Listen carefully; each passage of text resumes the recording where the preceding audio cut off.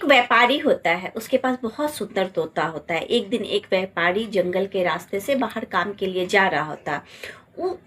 वो तोते को कहता है कि मैं जंगल के रास्ते से जा रहा हूँ, तुम्हें अगर तोता समाज को कोई संदेश देना अपने समाज के लोगों को तो तुम दे सकते हो।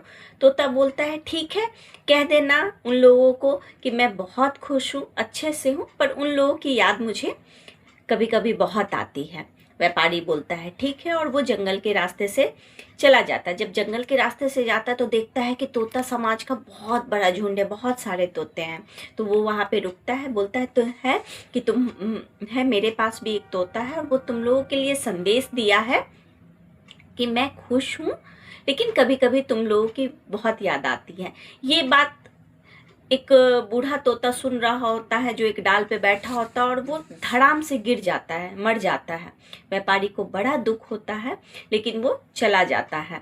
व्यापारी जब कुछ दिन के बाद जब घर लौटता है तो वो अपने तोते से बोलता है कि मैंने तुम्हारा संदेश तो दे दिया, लेकिन उसमें से एक बूढ़ा तोता था ना, वो पता नहीं क्यों धड़ाम से फड़फड़ा कर गिर गया जमीन पे और मर गया।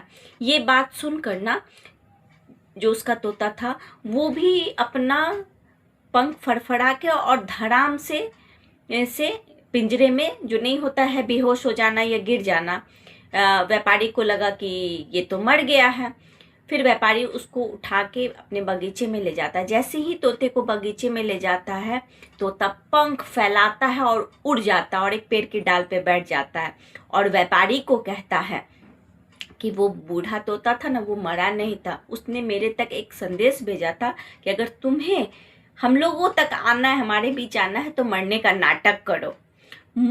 कि जब भी हम जीवन में किसी भी मुसीबत में फंसते हैं तो अपने बड़े बुजुर्ग की सलाह लेनी चाहिए। उनकी सलाह हमको हर मुसीबत से लड़ने का ताकत और क्षमता देता है।